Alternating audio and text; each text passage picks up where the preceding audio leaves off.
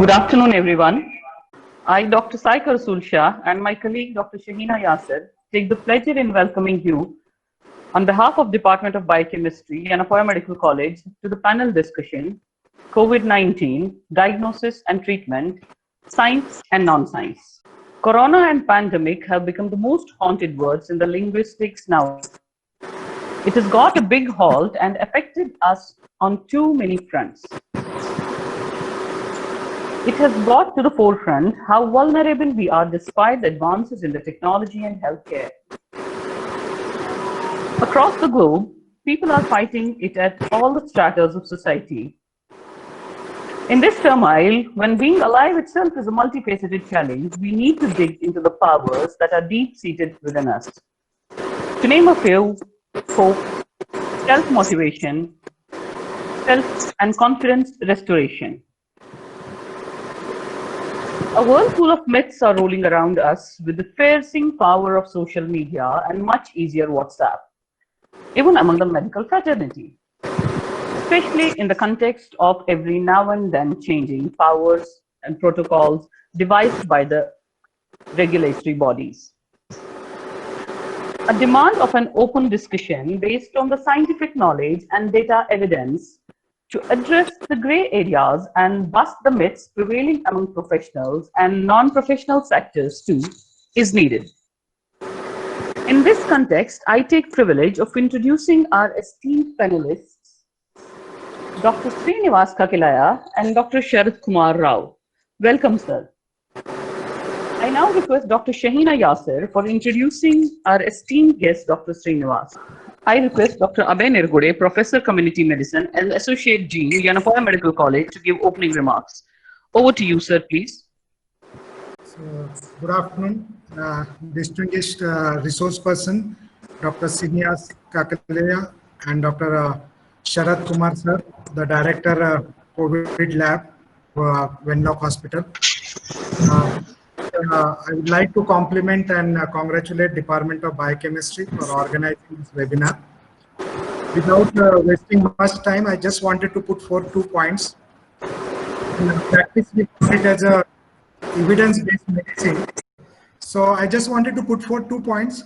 In practice, we call it as a evidence-based medicine, where we take into consideration 3 aspects. One is what the patient wants, the patient needs, the clinical acumen, the knowledge of the clinician, the practitioner, and third, what is the evidence, what is the present evidence about that. So while considering the evidence, as a postgraduate, as a faculty member, we should keep in mind what is that evidence is. Is the scientific methodology used is robust? Whether the evidence we can generalize, can be applied to the everybody. So is it representative? So the external and internal validity of that research is very important. Second, we say that systematic review and clinical trials will have more weightage in generating the evidence. Next point is whether this research, scientific research, how it is impacting the policy making. But in the present era of COVID, whether there is a risk for others because of infectious disease, the risk is for the others. So the government of India and the government of Karnataka have given protocols, guidelines to follow in the treatment, in the diagnosis, and it is evolving as new and new knowledge is coming, and these guidelines are also evolving. And of course, the distinguished resource person will give their experience, share their experience about what are the facts about this scientific and non-scientific ways we are facing the dilemma in the treatment and the diagnosis. So I wish the participants, once again, I thank Dr. Ganesh sir for inviting me, and also thank the resource person, Dr. Srinivas sir, and Dr. Sharad sir for accepting the invitation and sharing, agreed to share their experience. Thank you. Thank you, sir. I request Dr. Shahina for introducing esteemed speaker, Dr. Srinivas Kakilaya. Over to you, Dr. Shahina. Thank you, Dr. Saika. Good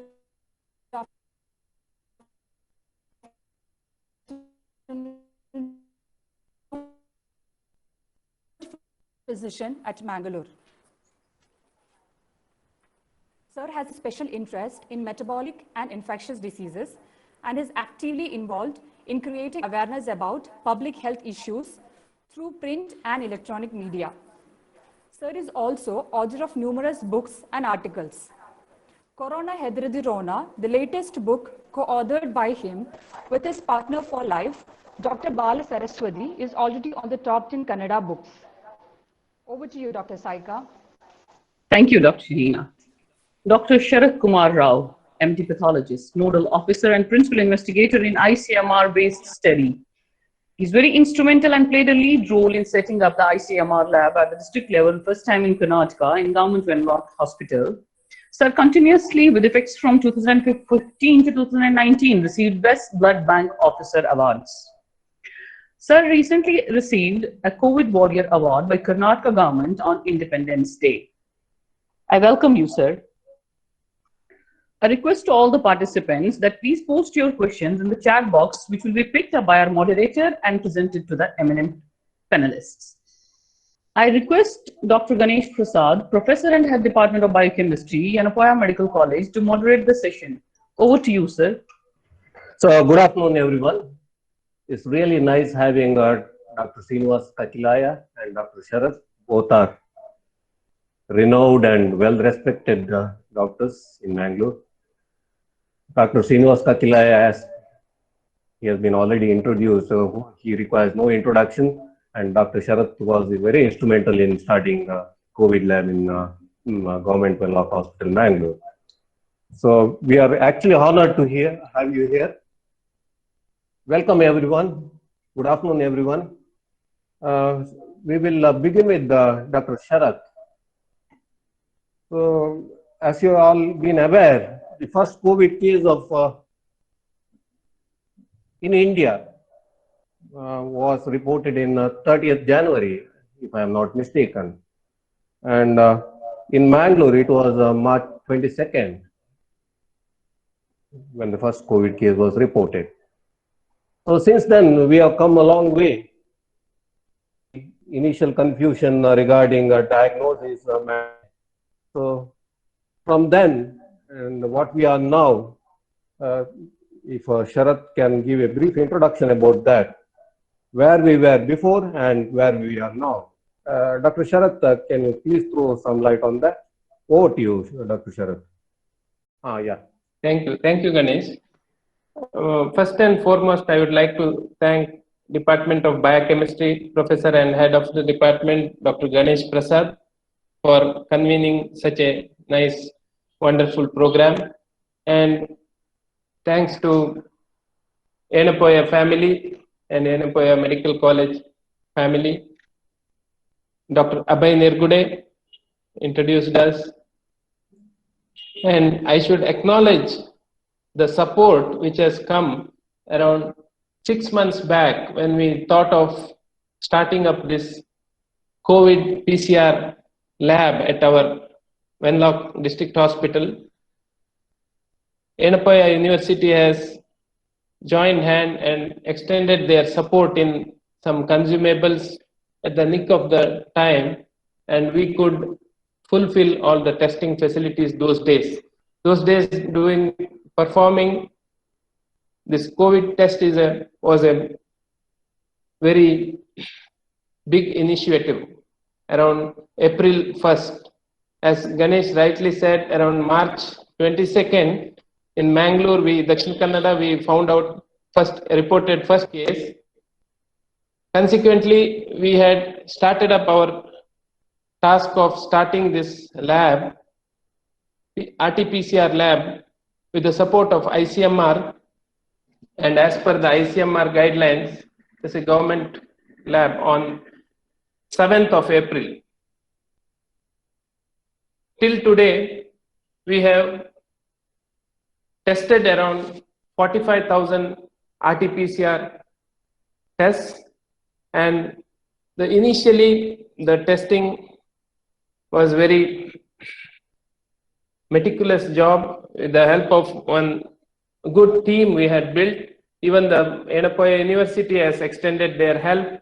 The Department of Microbiology, Professor Vidya Madam, and also Dr. Arun they have extended their full-hearted support to us so that we could reach this status. Coming to the diagnostic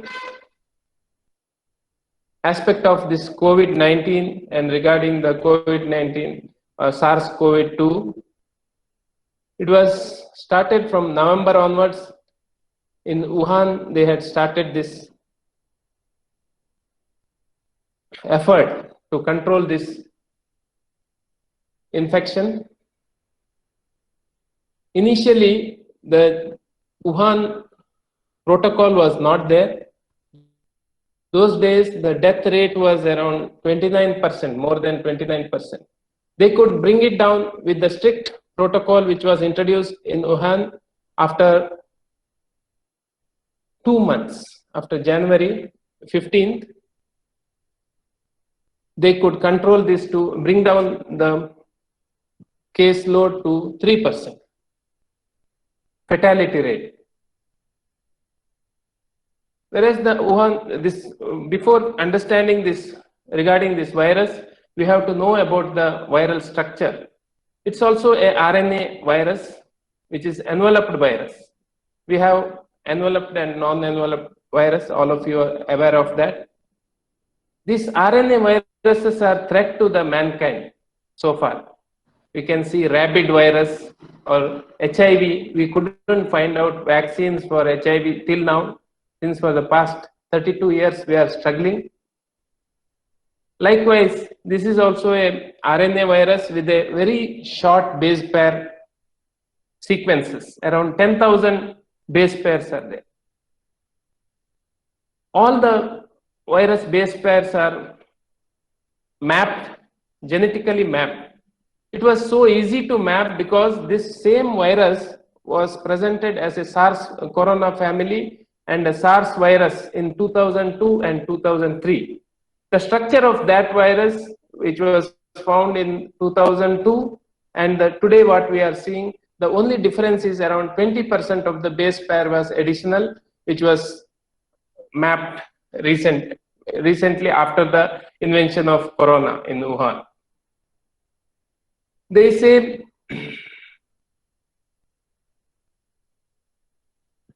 this virus, human to human spread is more common. The spread is always through the droplet infections, not by any other route, only droplet infection. The viremia is less common.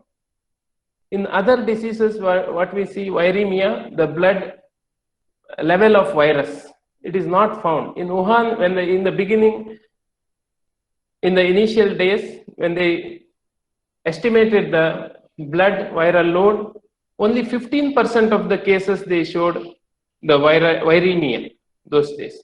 So blood invasion is not much seen in this. So the quantification of the virus exactly is not possible. We can see the type of severity of viral load, but it is not related to the infection status. We cannot relate it to the infection or the clinical symptoms.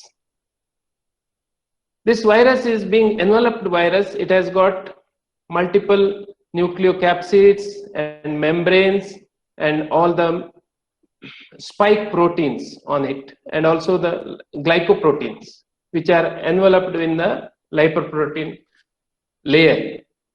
So whenever as we have studied, whenever we wash our hand, the soap particles will be, when it gets exposed, virus will become denatured. And there are many genes have been identified. Coronavirus family gene, that is E gene. This was there in the beginning. We used to use this for the screening gene, E gene as a screening gene.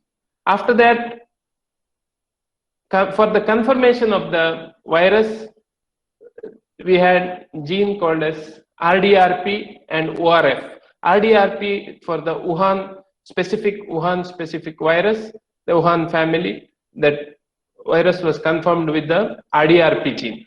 So this each gene is of around 120 to 100 to 120 base pair length. Coming to the diagnostic part of this infection, this diagnosis of the virus, very apt diagnosis or the specific diagnosis can be possible by virus isolation and culture. This is the only diagnosis. The RT-PCR is not a confirmatory diagnosis actually. That only the 70% of the sensitivity and specificity is shown in the throat swab and oropharyngeal and nasopharyngeal swabs. Only if you take the oropharyngeal swab, the specificity and sensitivity will be come down to 55%. So this RT-PCR, we are using it. This is the only relatively common test what we can do in such a large number. We have introduced so many centers in India. After April month, we have started with, before April we had only four centers in Karnataka. Now we have more than 100 centers. We test this test. After test this virus by RT-PCR method. This virus isolation and culture is humanly impossible. It is a very tedious job, but still in the month of May and June, when we had lot of cases, we had the protocol of ICMR. It was saying that this testing till the negativity comes. Once we test RT-PCR, again we follow up with, after 7 days, we do the retesting, and after every 3 days, we used to do the testing by RT-PCR method. So at the end, we got to know that some 8 to 6 weeks it will take to take these cases to show negativity. So in the middle of around May, ICMR has done this series of isolation, virus isolation and culture of these cases, and they have found out that initial 10 days this virus will be active. So they got the culture positivity only in the first 10 days of virus culture. After that, they didn't get any culture positive. So they decided to do only one test first, and after that there is no follow-up test, and isolate the patient for 10 days, and after that he is not contaminating the society, he is not spreading the virus, whatever the virus is present in his body is inactive. So now we follow, once the person comes positivity in RT-PCR method, we let him go after 14 days quarantine, isolation. After that he will be free. So during that time, after that he is not spreading any viruses. Then we started with, followed by this antigen testing. As I just mentioned, this virus is an enveloped virus. It has got different proteins. N protein is there. Dr. Sharad, yes. sorry to interrupt you. Regarding antigen test, we will come back to you later, bit later.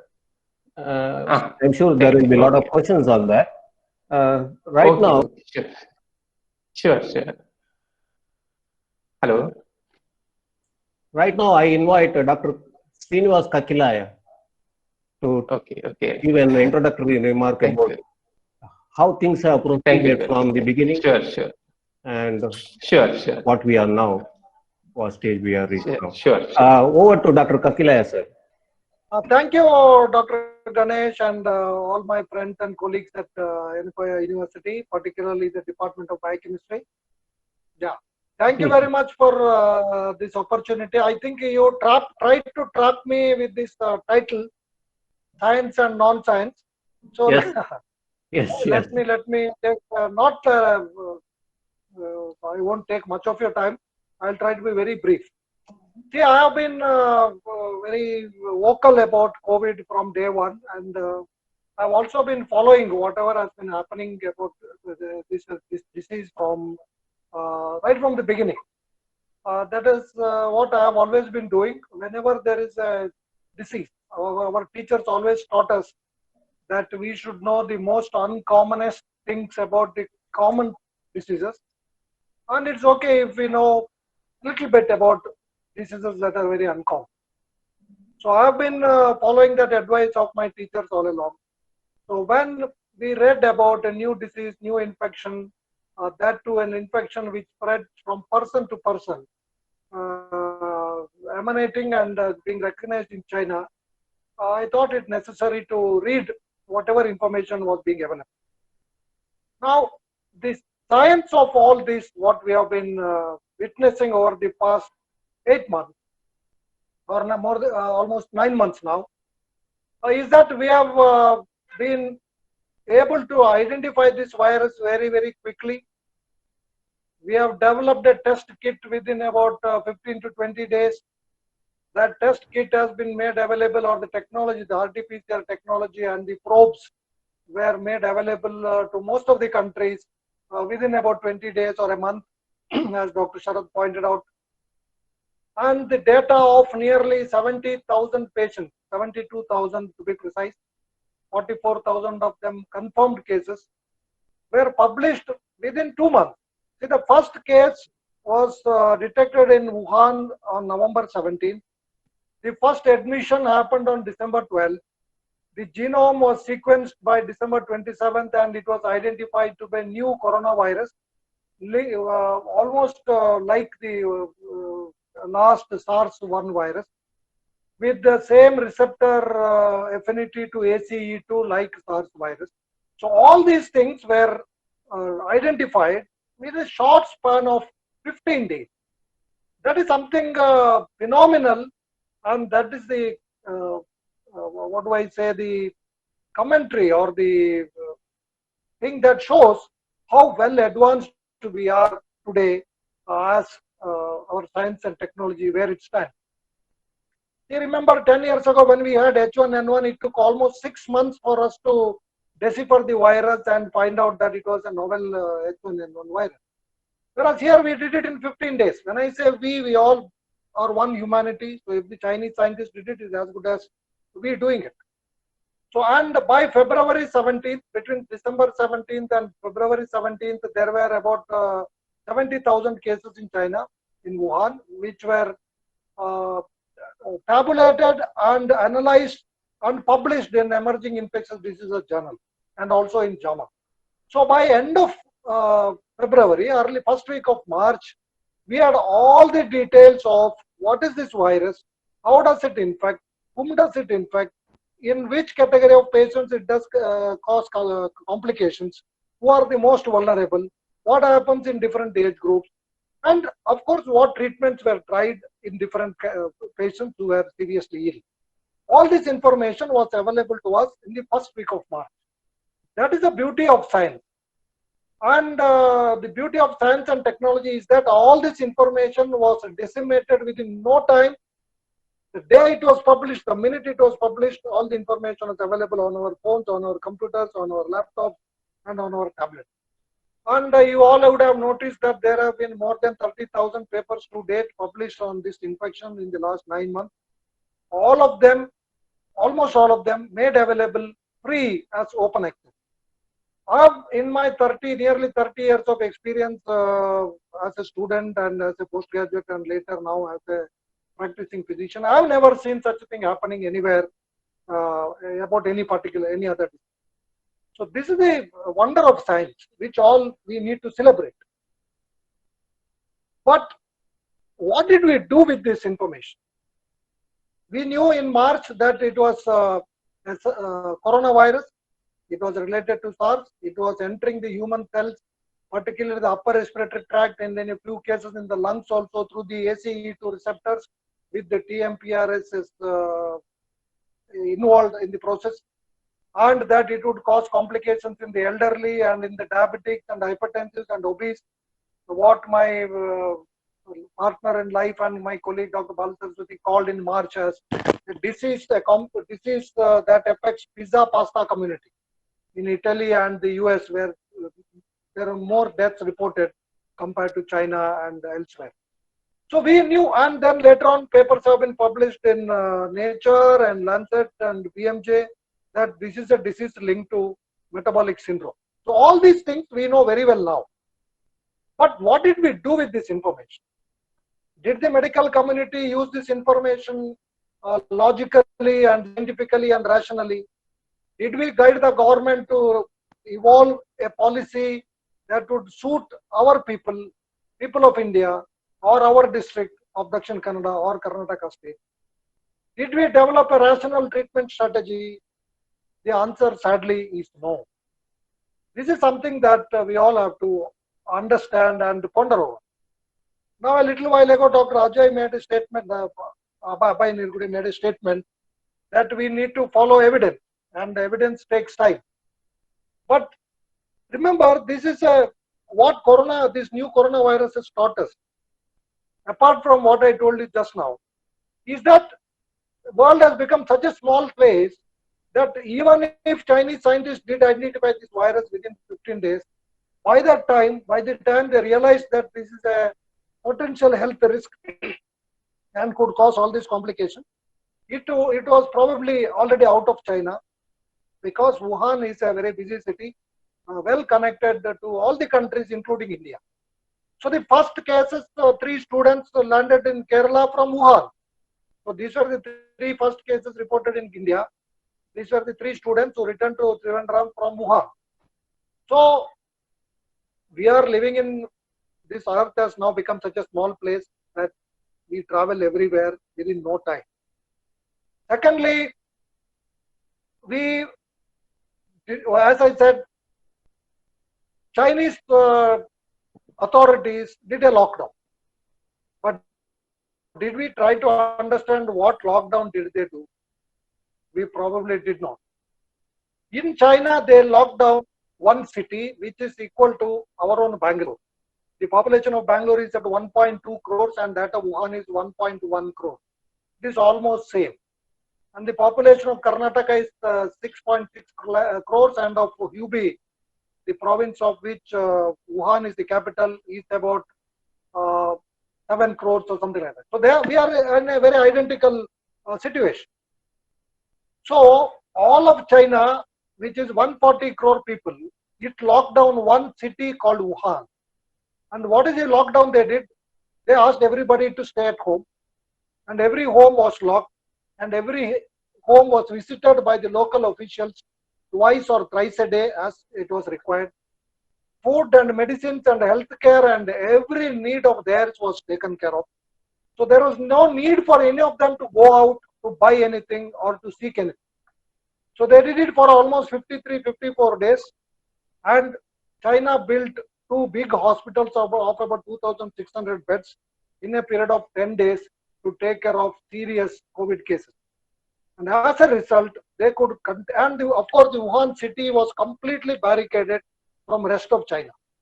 This is what China did. But did any other country follow this lockdown, or could any country do this? The answer is a plain no. Nobody did it, or nobody could do it. Italy and UK, which had early spikes, could not do it. They just asked the people to stay away from crowding together. And when the cases started mounting under pressure, they shut down their public transport and such things for a few days, for about 2 weeks or 3 weeks, not more than that. Same thing, limited thing was done in the US. But what did we do? ICMR, if you read ICMR journal called Indian Journal of Medical Research, very clearly stated in the April issue that lockdown is going to be counterproductive for a country like India, where there is a lot of population density, and we cannot do the lockdown that what China did. But we did not heed to our scientists. We probably didn't even wait for these things to come out. Our government imposed lockdown in Karnataka on March 14 and in all over India on March 24. Now, I won't go into the details. Some of us did question it. Today, the results are for all of us to see. And what about the treatment? In China, they initially tried few drugs, but they never said these are useful. There is absolutely no evidence for the efficacy of any of the drugs. Even the first guidelines for treatment issued by the Government of India on March 15th or March 20th does not speak of a single medicine other than taking care of severe COVID cases with oxygen and ventilator support. There is not a mention of a single drug. It clearly says no drug is useful. But in June, they modified a little bit and added steroids, tocilizumab, and remdesivir. But that's what it is. They never spoke about chloroquine, etc.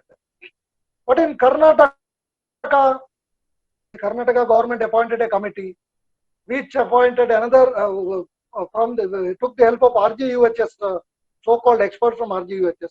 On May 15th, they brought out a treatment protocol wherein they named every drug under the sun, antimicrobials, antimalarials, antihelminths.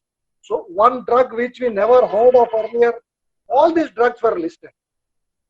I had asked IM and API to question this and stop this from being implemented, but I'm sorry to say nothing happened. And I wrote an article in the openly in the media that let the government please withdraw this, otherwise this itself will become a standard of care. But no one bothered. And today we see that every patient who is admitted under with COVID is being prescribed chloroquine plus azithromycin plus pantoprazole plus domperidone, followed by ivermectin and doxycycline, followed by remdesivir plus steroids, tocilizumab and plasma therapy for many. Now, this is where the absolute lack of evidence is being converted into evidence-based medical practice. What is happening is, as I stated in the beginning, the disease is spreading so very fast that is not waiting for any of us. But we are waiting without waiting for evidence and without using our common sense and our experience. We are panicking ourselves and we are treating our own colleagues with these medicines which are of zero use. So I will stop here by just saying that the way we have handled this panic, with this pandemic, if it may hurt some feelings, but from my perspective, we have not used the evidence that has been available. We have not used the best of scientific and technological advances, which helped us to know this infection in 2 months' time. We have not used this information to help our country, to help our people, help our government to manage this pandemic in a very simple and easy way that India could have sustained. We didn't do it, so the results are now there for all of us to see that we have more than 52 lakh cases now, nearly 80,000 deaths. In Karnataka, in Mangalore, the cases are spiraling. Our hospitals are not ready. We don't have enough oxygen. So in one sentence, we have messed up everything, which was completely preventable. I'll stop here. I might have been a bit harsh, but I think this provocation would elicit more questions and we can discuss further. Yes, sir. Thank you, Dr. Srinivas Kakilaya. It was, in fact, stimulating. I am sure there will be a lot of questions on that. Having said that, a lot of these drugs have been used without sufficient clinical evidence, but still they are being used. Now, what do you think the current protocol should be? How it should have been treated and how it is being treated now? Yeah, I will bring to your notice the fact that the protocol of the Government of India and protocol of Rajiv Gandhi University, Karnataka government have not been modified at all. If you just log into CDC, if you log into National Health Services, UK or Australia or anywhere, virtually every 24 hours they are updating their information. Now that's why I would rather like to follow what is CDC saying and NHS saying than what my own government in Karnataka and Government of India are saying. The CDC has made it very clear. I just browsed it once again yesterday. There is absolutely no evidence for using any drug. They have very clearly said, don't use chloroquine, don't use azithromycin, don't use ivermectin, don't use any other antimicrobial unless there is definite evidence of secondary bacterial infection. No antibiotics should be used. Even the remdesivir. No, remdesivir also they have used it. They have FDA and CDC have allowed it to be used only in seriously ill COVID cases as an emergency use authorization. It is not for everybody. The way we are marketing it now as a panacea for COVID, that's not being done anywhere in the world. It's only in India. And Okay, remdesivir, there is no evidence, absolutely no evidence for remdesivir efficacy. So it is at the end of the day, to put it one sentence, it is a very simple viral infection. Majority of patients will recover on their own. It is only the vulnerable who will get into complications. So it is better better that we tell them what precautions they should take and to report to the hospital at the earliest. And if they have what is called as type L respiratory pneumonia, that is very mild with interstitial pneumonia, they need to be managed only with oxygen. Those who have severe pneumonia, severe COVID with severe pneumonia, what is called as type H pneumonia, or otherwise known as typical ARDS, they need to be probably put on ventilator. That too after waiting for sufficient length of time, not prematurely ventilated. This is the only thing we have to do, and only drug that is found to be useful is few shots of steroid in patients who are severely ill on ventilator. That is only category of patients in whom steroids will be useful. So I think we need to follow this. Nothing more than that. okay. Okay, so there is a question here. That's I think Dr. Sharath can answer this better. The CT value Yes, help Ganesh. in clinician in deciding treatment protocol for COVID. Dr. Sharath, do you have anything to say on Yes, that? yes, Ganesh, but it's not clearly it is helpful because roughly this we are not quantifying the virus here. Actually, the machine and the procedure what we use here is a qPCR. That qPCR is quantitative PCR, and we are estimating the here. If you quantify, we are seeing only the number of viruses present in the swab. This mainly depends on the procedure, how we take the swab, whether all the viruses have come in that. That is subjective matter. It is not a fixed parameter. Suppose if Okay. you find the quantification of virus in the 5 ml of blood, we can see his number of viruses clearly. We are not quantifying the swab amount of collected virus material. Okay. So we cannot take this for consideration, So- and also it is not. So you mean to say it all depends on the quality of the swab that you take? In the Is it sense like that? that no. Like this is like the number of viruses present in the swab will be reflected. Okay. So the swab might take sometimes it might just surface viruses, it might touch, and it varies on the procedure, person to person procedure. It is not the quality of swab I'm saying. It is the Okay. number of viruses. If you want to quantify, we should have a fixed material. The material measurement should be there. Suppose 1 ml of blood, if you quantify the HIV virus, we can do that. Here we are not quantifying the material, test material. Okay. So we cannot consider this CT value for any clinical correlation. Even the some higher CT values have caused some complications. Okay. Okay. We will come back to you, Dr. Sharath. You can add one word there. Oh. Yes. Yeah, the complications in COVID are not related only to the initial load of the virus. Yes. It is balance between how our immune system responds and the number of viruses. People with dysregulated immune system, I won't use the word weak immune system. In fact, it is not a weak immune system. Like we have been saying, immune boosters, etc., etc. We don't have to boost the immunity. We need to better regulate, get a better regulatory immune system. That's what is needed. Anyway, those who have dysregulated immune system due to their metabolic syndrome profile, they will end up in complications even with very minute viral load, or even after RT-PCR becomes negative. This is something we all need to remember, that COVID is a two-phase illness. I think everybody who are at least treating the patients, clinicians should know this. I'm sure many of them know this, but I'm just repeating. It is a two-phase illness if I can compare it with leptospirosis. The initial week is about viral infection, which is fought by our immune system. In more than 99%, the immune system stops the virus at the level of the upper respiratory tract.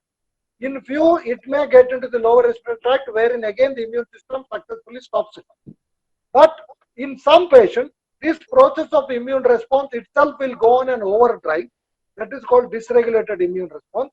So in the second phase of the illness, these are the patients who land up in complications due to immune-mediated injury, what we also sometimes call as cytokine storm. So if there are several instances now of many VIPs also going home with a normal RT-PCR or a negative RT-PCR, getting admitted after 4 or 5 days, that is on the 10th or 11th day of the illness. So this is because of the second phase of the immune response, which is creating problems. So therefore, only RT-PCR and viral level will not reflect anything. Exactly. Okay. I too agree with you. Sir, there is a question here from Dr. Harish Chandra. Unlike other viral fevers, we are seeing a higher incidence of vascular events, thrombosis, and things like that. Isn't it more lethal as compared to the seasonal viral infection, as you earlier mentioned? So I think Dr. will answer this. No. That's what I said right in the beginning. That this is a very interesting situation that we are in.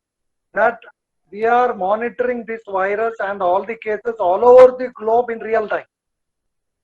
So to say that we did not see these cases earlier with other infections is a little bit, I would say, unjust and unfair, because we never had this kind of an ability to do all this earlier. Now just look at RT-PCR for contact tracing. This is the first time we are doing it. So 95% of cases in Karnataka who were positive were asymptomatic. Who are these asymptomatic cases? These are the cases who are detected even before the virus enters the body and creates an infection. So therefore, I am not denying that there are incidences of thrombosis and the rest.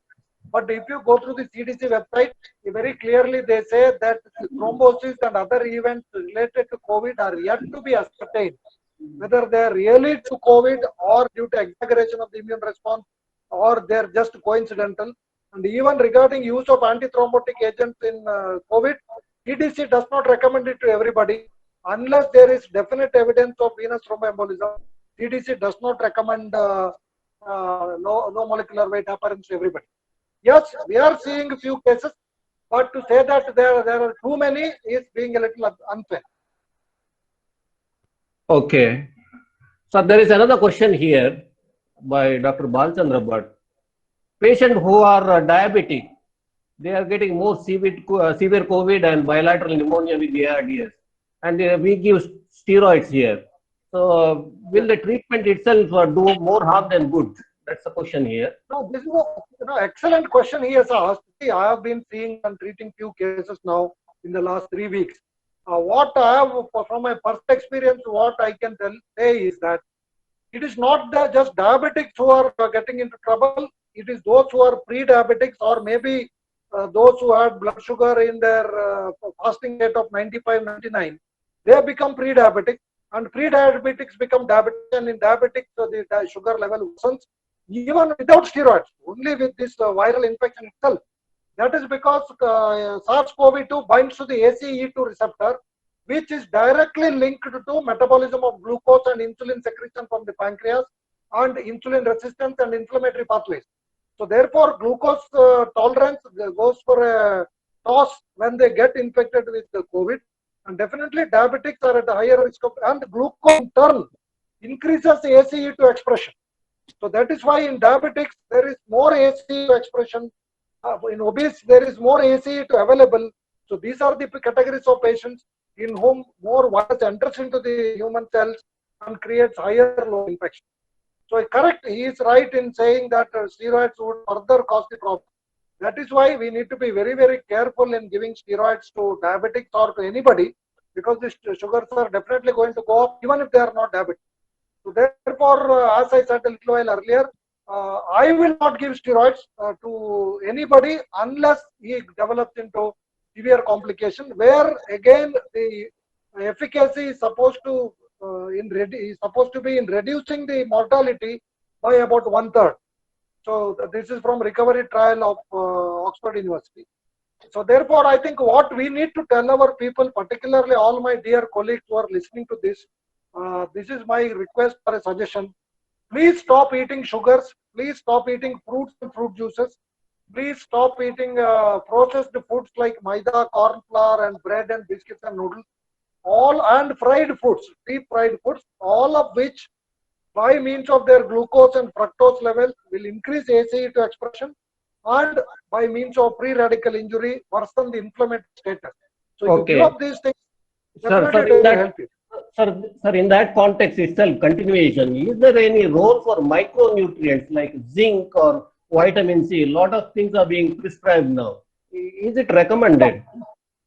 No, Zinc they and recommend, that's what this is all being now become a standard of care because of the guidelines published by the government. There is zero evidence for usefulness of vitamin C. Studies have been done with intravascular, that is intravenous vitamin C injections at 25 grams per day, which dose can never be replicated with oral tablet. You can give 25 grams orally and you can't give 25-gram injections to each and every patient. And again, the evidence is so thin. Similarly, zinc, there is no evidence that zinc will help these patients. We are unnecessarily creating gastritis by giving a lot of zinc and vitamin C and causing, creating a false sense of security. I am taking zinc and vitamin C, let me go anywhere or do whatever. So they do not help.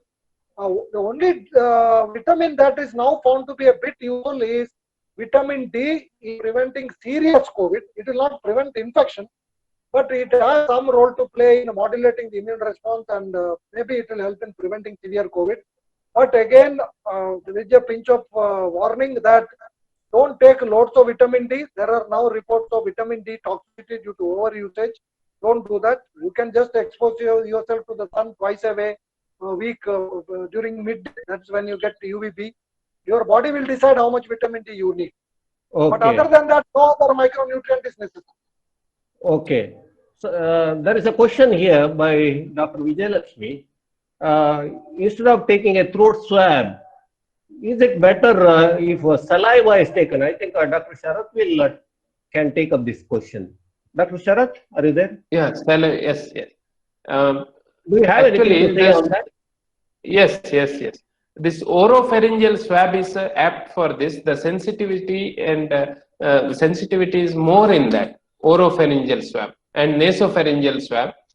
We take both will be clubbed together to perform the RT-PCR because to increase the sensitivity.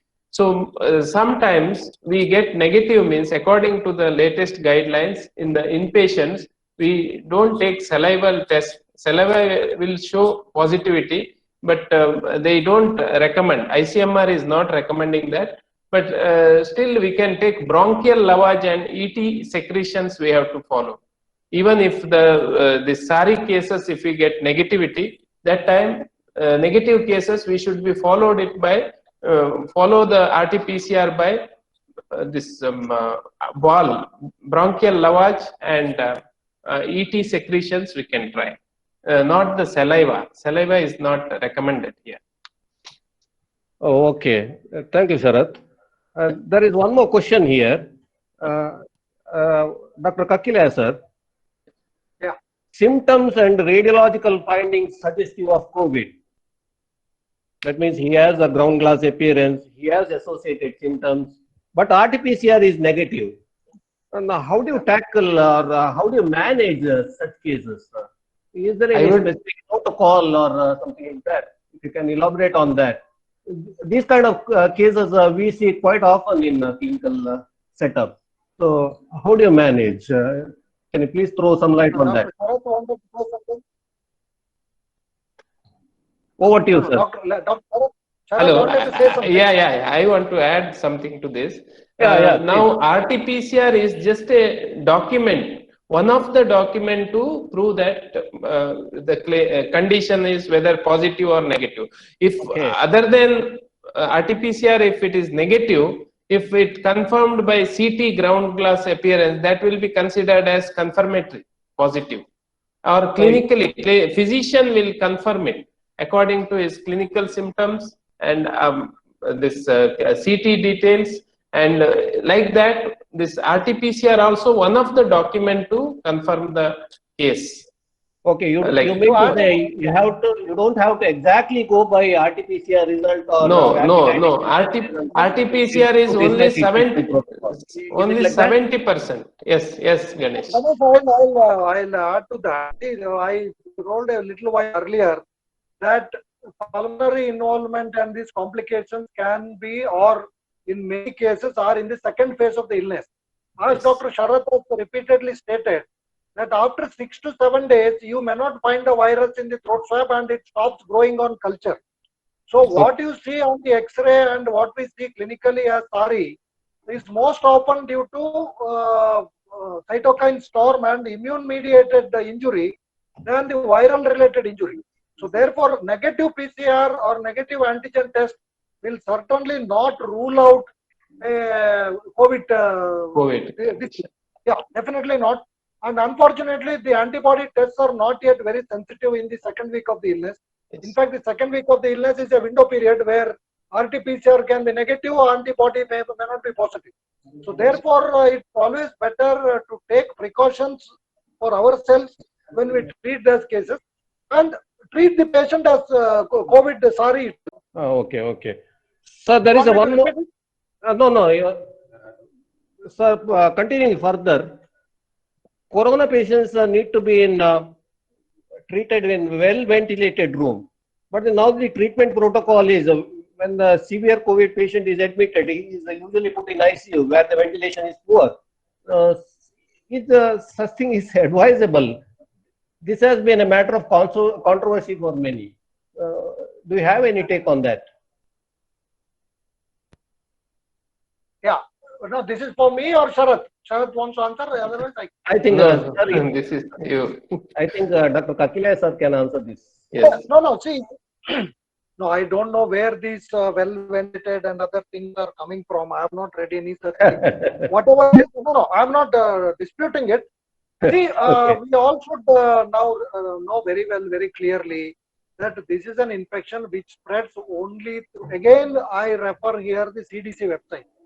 Very clearly, they have stated that it is only direct face, that they don't use the word face-to-face, but I am using that word. It is only a face-to-face transmission.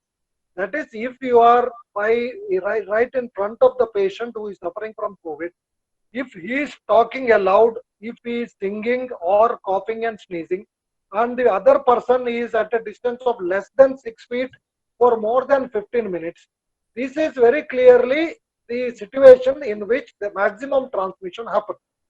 So to say that it should be well ventilated room, in ICU it will spread and all that is not very, what do I say, 100% correct thing. But one problem in ICU setting is that we have seriously ill patients of COVID in ICU. Seriously ill cases, particularly in the first week or 10 days of illness, if they have come, they are likely to have a very high viral load because of the seriousness of the infection and because of dysregulated immunity. Their virus has not been tamed yet, so they are likely to have very high viral load. That is the reason why we ask all the healthcare staff who are working there to wear all the required PPE. But otherwise, most of the patients can be sitting at home, and if they take this precaution of standing away by 6 feet, talking softly, and talking away from each other, you need not to be face to face. You remain side by side or be away from each other. So these simple measures can be useful in preventing COVID. So therefore, it is not absolutely necessary that everyone should be put in a separate, well-ventilated room. Okay, thank you, sir. There is one more question here. Patient who is actually COVID positive, if he is wearing a mask, will it do more harm than good? Of course, he can prevent spreading his own infection to others, but to himself, since he is, oxygen saturation or whatever you call, will it worsen? There is a question here like that. Sir, No, patient who is I think COVID positive. I think there was one more thread on this in one of the groups. Somebody brought it to my notice because I was not in that group. That by wearing a mask, the virus is re-inhaled by the person and it increases the virus load. Exactly. Yes. These are too far-fetched ideas. See, the mask that we are using it as a filter to filter the virus. So when I exhale through the mask, it prevents the viral particles from coming out, and the viral particles are trapped in the fabric. It is not in the air in front of the nose. When we exhale, the air comes out of the mask, but the viral particles are trapped within the mask. Similarly, when we use some fabric clothing across our face, it is to trap the droplets. It may not trap all the viruses because the size of the virus is far smaller than the size of the fabric the mask that we use. It won't trap all the viruses. Virus can still escape. So that is the thing. But definitely by wearing a mask, you are not going to create hypoxia. That is definitely not the case. And you are not going to get auto-infection. That was the term used. No, that is not going to happen. So those who are infected, if they really want to prevent the spread of infection, they need to use a N95 mask. Any fabric mask or mask with the filter will not prevent the virus from coming out of their nose to the air in front of them. Okay. If they really want to prevent the infection, they have to use N95. Similarly, healthcare workers need to use N95 if they have to protect themselves. Okay. To add to that, Ganesh, Sharath, you want to add something? This in our as an infection control officer of Venlog, when in the month of March, before purchasing the masks, we have identified the pore size of all the N95 masks. So we were shocked to see the mask pore size was around 100 microns. The virus size is around 30 nanometer. Okay.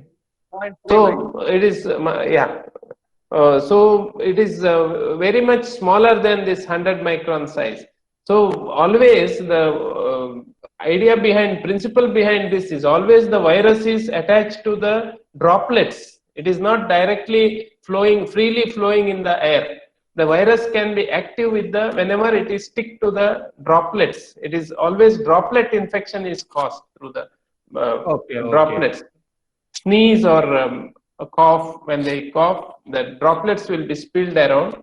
That droplets will cause the infections. Okay, we got it. That this can be prevented. Probably this is an extension of the same question. Yes. Does COVID spread by fomites, by touching objects? It can be computer mouse or door handle or whatever it is. A lot of questions or debates have been raised regarding that. Do you have a take on that? No, CDC, no, I again refer to Dr. Srinivas Kakilaya can No, that's why I am again referring to the CDC website. They have completely removed that section of spread through fomites from their website. There no more mention about fomites being a source of infection. As I said earlier, the most important method of spread is face-to-face transmission, not by fomites. So therefore, using the gloves and sanitizer for each and every touch of each and everything is probably unnecessary. As long as you are staying away from people by about 6 feet, keeping the distance, and whenever you are not able to maintain that distance, these are the words of CDC and WHO again. Whenever we are not able to maintain the 6 feet distance, it is safer to use a face mask. If we do this, most often we can prevent the infection. Okay. So in that SMS package, social distancing, mask and sanitizer, the last one, you mean to say it has to be removed? Yeah, of course. See, sanitizer, first of all, sanitizer is made of alcohol. As Dr. Sharath, it was a surprise for me. I didn't know this. He said many of the N95 masks are also not N95. So therefore, I wish Dr. Sharath speaks about this or releases this data in the public domain so that we know what mask to buy and what not, at least for healthcare workers. So that's a very important information. So sanitizers most often which are now available may not be standardized. It need to be having 60% or more alcohol in it. We do not know which of them have 60% or more. It is enough if we wash our hands with soap and water rather than sanitizer. But importance should be given to for social distancing and covering the face if the social distancing cannot be maintained. That's all, nothing else. So as long as you are indoors, there is absolutely no necessity for mask, I suppose. No, I don't say that. See, no, no, Ganesh. That is the. Yeah. This is where we all have gone wrong. This is Okay. why the infection is spreading. Okay. See, this is exactly why one reason why I questioned the lockdown right in the beginning. Most of the infections are spreading within households, not in the public. It is Okay. one person who goes to buy vegetable or goes to buy fish or something to the market. He brings infection home. He doesn't wear mask. He's not asked to wear mask at home. And he dines and eats and talks to everybody inside the house. That is how the infection is spreading. Now, most important thing is government should have insisted on day one that look here, those of you who have infection should sit at home because there is no need to get admitted. Don't roam around to spread the infection. But while you are at home, maintain the distance from your relatives and keep your faces covered. Unfortunately, we have not done that. That is the reason why, that is the very reason why we are seeing the disease from spreading so much now. The disease spreads indoors. Let us not make a mistake on that. It spreads inside the house. That's a very useful information. Okay. So there is one more question here regarding reuse of N95 mask. Dr. Sharath or Dr. Kakila? Dr. Sharath, I think. Officially, we don't have anything like reuse of N95 mask. The duration of N95 mask usage is very short. Around 8 to 10 hours we can use it maximum. It is made up of all this cellulose-like material. It is a fibers, crisscross fibers are there in multiple layers. Whenever these droplets come in out of the face or mouth or nose, it will be caught within that network. So that will, like that, it will prevent. Most of us, what we do to save the masks, we will wash it and we sterilize it in a UV sterilizer. Some people does that, and we reuse it. It is actually not recommended in anywhere to reuse this mask. Okay. Are these laboratory blood sample infectious? No. They have to use half PPE. That is N95 mask, and the glove is sufficient to handle these things. Okay. Sir, there is one question here. Dr. Yes. Kakila sir can answer this. Patient who need to be in a hospital because of associated illness, it can be a cardiac or it can be dialysis or whatever reason, he comes to the hospital and when RT-PCR test is done, he proves to be positive. Now, how do you manage such cases? What is the protocol to be followed, sir, as per standard guidelines? No, see, I would rather not do COVID test in each. This is another thing we have been doing. Okay. Test all the non-COVID cases for COVID, RT-PCR, which has led to a lot of confusion, lot of unnecessary panic, anxiety, and expenditure for our patients. So therefore, there is no such recommendation from any agency to the best of my knowledge. Therefore, it is not necessary to do all these tests. And even if they are COVID positive, but they have absolutely no symptoms, I don't think we need to do anything. I will not treat such patients. I leave them. Okay. I'll treat them for the disease that they have come for, but definitely not treat them for COVID. As I said, there is no treatment available. So what is the need for doing this test? As long as we all colleagues, we all doctors and staff nurses take all the basic precautions by wearing a mask. And that is another thing I don't know, Dr. Sharath may be able to answer. I am not yet convinced about the need for this PPE for every, because this disease doesn't spread through skin or any other means. It spreads only through face-to-face transmission. So it is enough if we wear a very good N95 mask. Why do you wear a PPE? I'm at a loss to understand. Sir, yeah, you have anything as to per add? the guidelines of ICMR and national guidelines, we use full PPE within the ICU and even in the virology lab, such high dependency areas. Not everywhere. Then the clinics and general clinics, OPDs, all these places we should use half PPE, that is mask and the glove, they say. Okay. Just a curiosity question, sir. Dr. Kakilaya, do you wear mask? This is a very controversial question. You don't put me, make me pay fine now. Yeah, see, I have not been wearing mask most of these days. But now when I go and treat a COVID patient, and he is Okay. admitted, when I go to ward where, or a room where COVID case is admitted, I am wearing my N95. Otherwise, I don't. Last question on SCQS.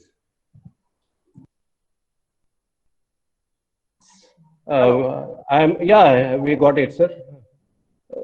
And I maintain this distance of 6 feet, and I will speak softly and ask them to speak softly.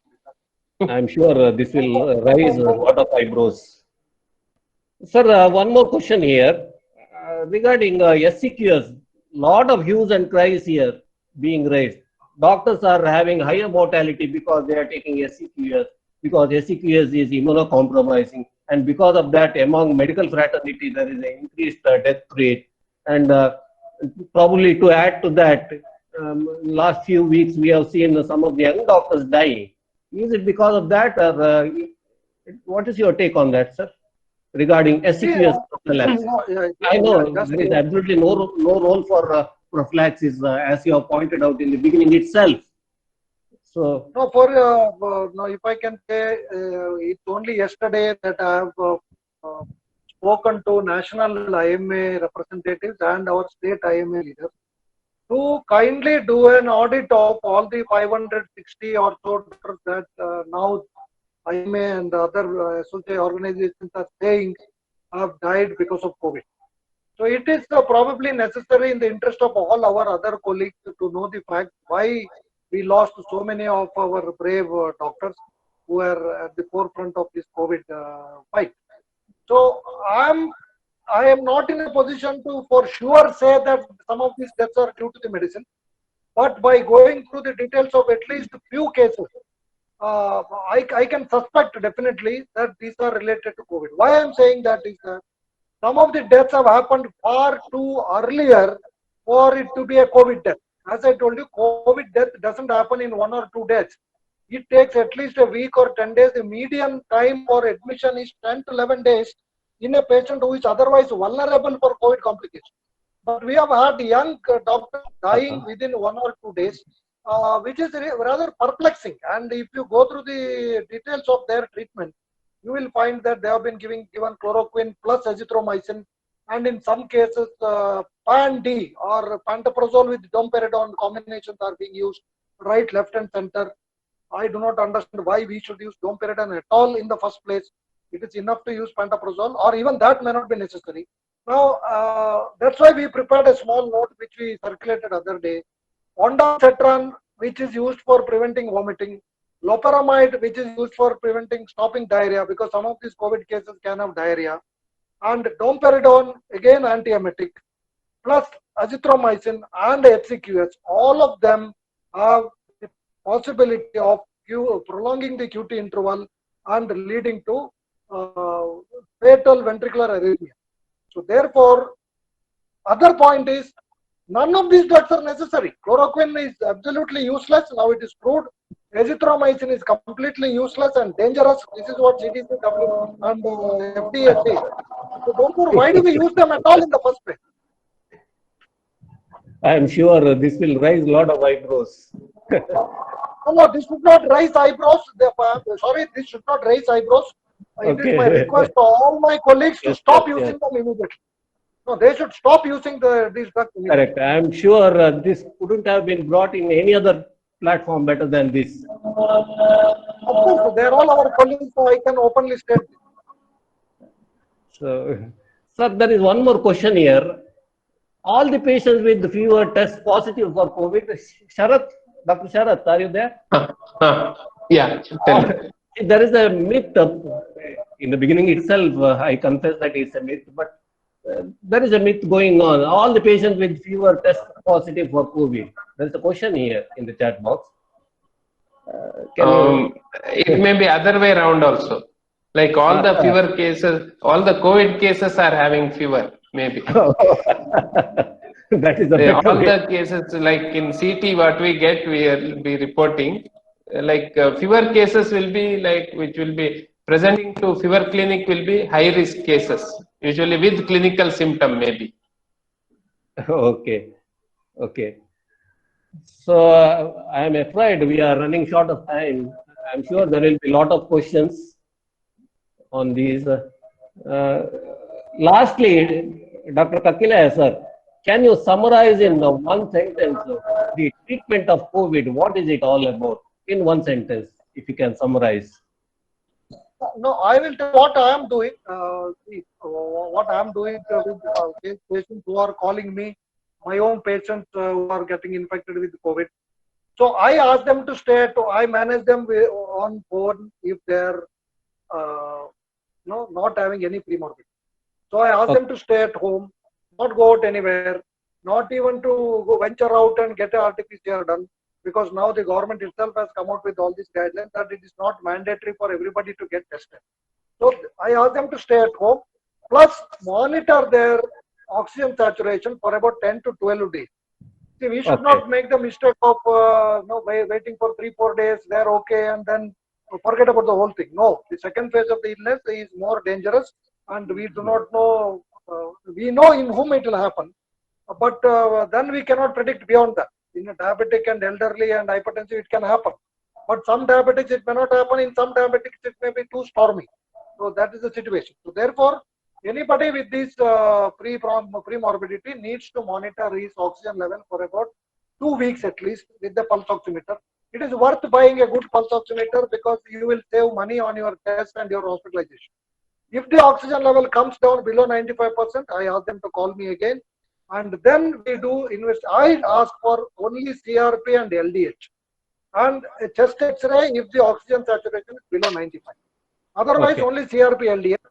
CRP more than 30 indicates a moderately severe problem, and LDH more than 250 again indicates a fairly severe problem.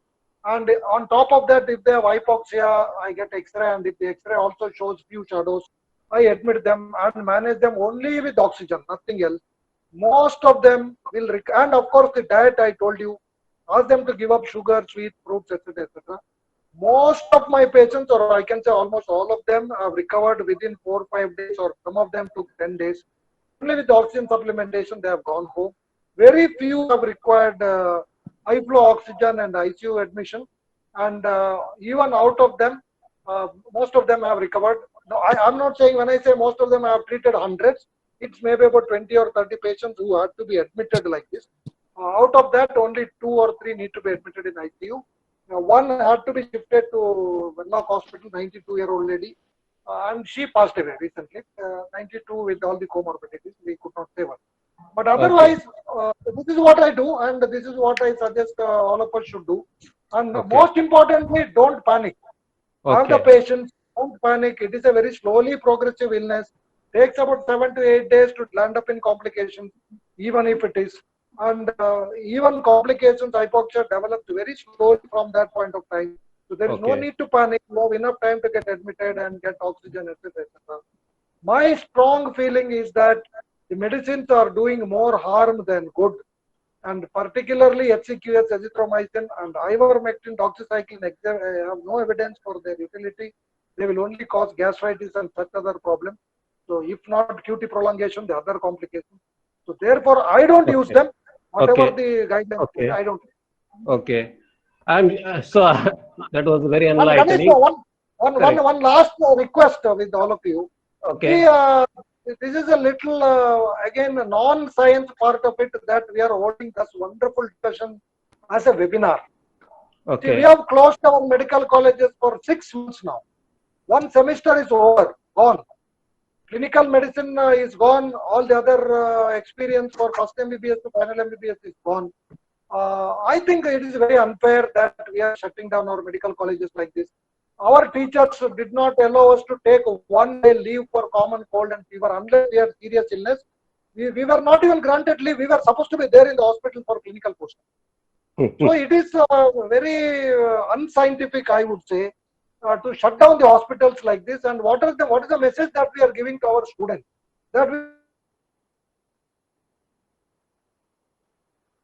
It's very unfortunate and very unfair. So therefore, please give a thought to this. At least from you're an independent deemed university. I Yes, request sir. you to start your colleges, start your Sir, lectures straight. sir, in this context, I am rather proud to say our hospital has received the Best Hospital Award in Corona management, COVID management.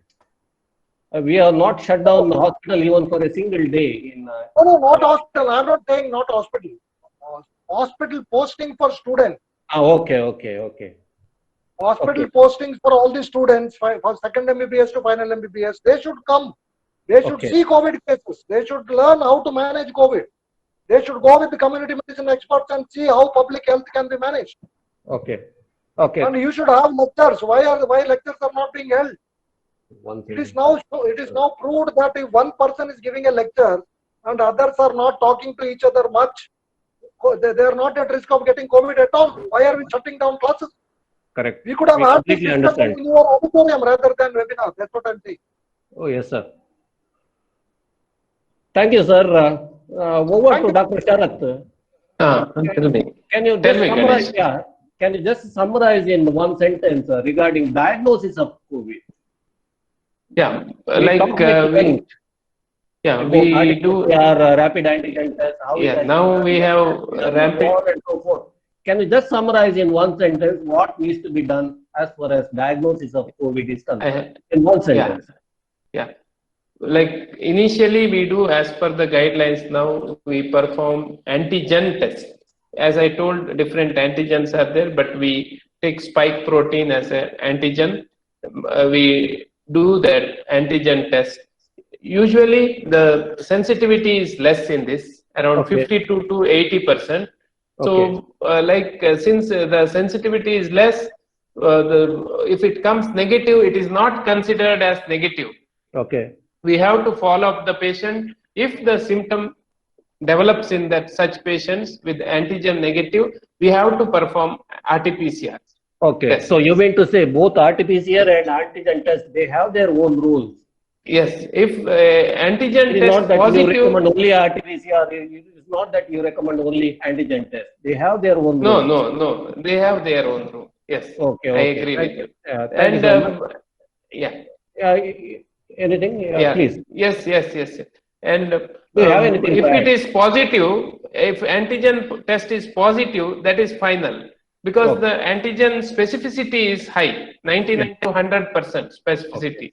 If the antigen is found out by the kit, that will be confirmed as positive only. Then lastly, I would like to have an appeal to your university. You have such a wonderful research unit. You have to come forward to do this molecular biology researches in sequencing the virus. We might have different types of virus in around our district or neighboring district. We have to go for that for all the positive cases what we get, so that we can understand better the structure of virus and the clinical symptoms, whether they are the same virus or not. Thank you, Ganesh. So all the participants who need certificates, kindly fill up the feedback form, the link of which is pasted in chat section. So fill the form. When you are filling the form, make sure your name is spelled correctly, because the same name will come in your certificates. Thank you so much. Over to Dr. Raghavendra for vote of thanks. It is indeed my privilege to propose the vote of thanks on behalf of the Department of Biochemistry, YMC. We convey our profound gratitude to our Honorable Chancellor, Mr. Haji Yenapoya Abdullah Kuni, and Pro-Chancellor, Mr. Farad Yenapoya. They truly epitomize the Sanskrit saying of Tena Vina Trinamapi Na Chalati, for their constant support and providing us the opportunity to conduct this academic session. We also place on record our gratitude to Honorable Vice Chancellor, Professor Dr. Mr. Vijay Kumar, and Pro Vice Chancellor, Dr. Shripati Rao, for being a constant source of inspiration. We also place on record our heartfelt gratitude to Registrar Dr. K.S. Gangadhar Somayaji, sir, for his wholehearted support. We would also like to place on record our gratitude to our beloved Dean, YMC, Dr. MS Musaba sir, and our vice deans, the young and energetic Dr. Abhay Nirgode and Dr. Ashwini Dutt sir, for guiding us through this academic session. No amount of words will be enough to express our gratitude to the two eminent speakers, true frontline COVID warriors, our everyday heroes, Dr. Srinivasa Kakilaya sir and Dr. Sharath Kumar Rao sir, for accepting our invitation, keeping aside their busy schedule and also sharing their knowledge. Thank you, sirs. Thank you, HOD sir, Dr. Ganesh Prasad, for conceiving, implementing and moderating this panel discussion. Our heartfelt thanks to all the participants for making it an interactive session with your questions in the chat box, which made it really lively, and without whom this panel discussion wouldn't be complete. I also wish to thank all the teaching and non-teaching staff in the Department of Biochemistry, especially the MCs, Dr. Saika and Dr. Shahina, IT department, Mr. Dinesh T in particular, and as the Kannada saying goes, ಪ್ರತ್ಯಕ್ಷವಾಗಿ ಹಾಗೂ ಪರೋಕ್ಷವಾಗಿ ಸಹಕರಿಸಿದ ಎಲ್ಲರಿಗೂ ಹೃದಯಾಂತರಾಳದ ಧನ್ಯವಾದಗಳು, and pardon me if I have missed out on anyone's contribution. Thank you one and all.